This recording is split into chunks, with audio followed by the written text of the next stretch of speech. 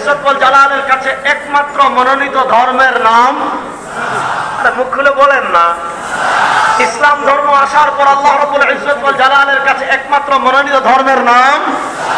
তোমার ধর্ম পালনের স্বাধীনতা আছে, তুমি মুসলমান না হও আমার কিছু যায় আসে না, তুমি হিন্দু থাকো, তুমি বৌদ্ধ থাকো, তুমি ইহুদি থাকো, তুমি খ্রিস্টান থাকো, কিন্তু একটা আকীদা একদম ক্লিয়ার থাকতে হবে। সেই একটা আকীদা কি জানেন? সেই এক আকীদা হলো ইন্না দীনা ইনদাল্লাহিল ইসলাম। সেই এক আকীদা হলো ওয়া মান ইয়াবতাগি গায়রাল ইসলামি দীনান ফালা ইউকবাল মিনহু। সেই এক আকীদা হলো ইসলাম আসার পর আপনি ইহুদিবাদ অনুসরণ করে পরকালে মুক্তি লাভ করতে পারবেন না। ইসলাম আসার পর আপনি কৃষ্ণবাদ অনুসরণ করে পরকালে মুক্তি লাভ করতে পারবেন না।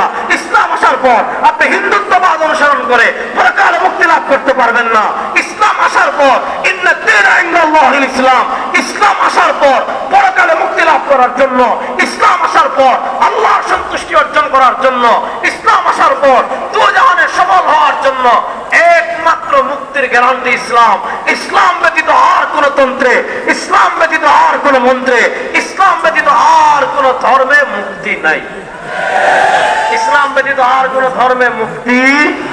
হ্যাঁ, ধর্ম সব থাকবে, কোন ধর্মকে জোরপূর্বক কোন ধর্মের অনুসরণ বাধা দেওয়া ইসলাম সমর্থন করে না।